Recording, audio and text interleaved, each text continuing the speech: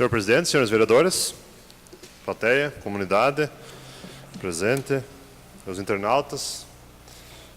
Primeiramente, gostaria de fazer um convite aos que nos assistem, aos que estão presentes aí, ao grande evento que está programado para o final de semana no bairro do Rio Vermelho Estação, que é a 19ª edição da Festa da Amizade, onde vai ter 4 grupos bem conceituados que animarão o evento. Terá a primeira edição da Trilha da Amizade também, que é um esporte ao qual eu também sou um integrante, participo desse tipo de evento, então a gente sabe da importância que tem para o município, esses eventos, para as coisas, para o pessoal se descontrair. E o Porte, que é também um evento, com certeza, uma das maiores festas do município.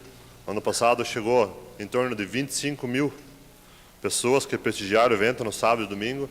Então a gente acredita que nesse final de semana também, com o tempo colaborando, também a coisa vai chegar nesse ponto também. Então a gente está fazendo esse convite para a comunidade em geral a participar desse evento.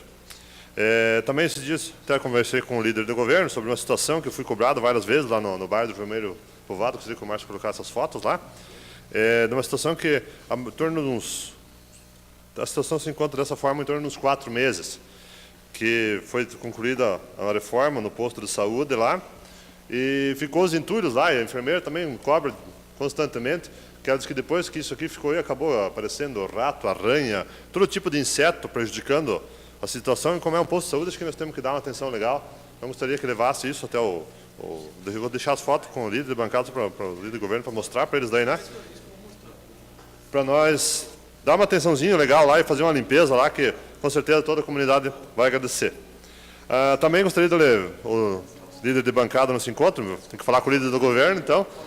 Com relação à indicação que eu fiz, a 411, o pessoal vem indicando um redutor de velocidade, uma lombada, na verdade, na Rua Mafra, próximo do número 817, é que as placas já foram colocadas lá, em torno de uns 4 meses para mais, já estão colocadas as placas. Então é só construir a lombada física lá para oferecer mais segurança para o pessoal, que o local também já foi palco de acidentes lá, então a comunidade nos cobra isso, então eu gostaria que fosse dada uma atenção especial a essa indicação número 411, que já está praticamente... É a Rua Mafra, número 817, no Cruzeiro, Bairro Cruzeiro.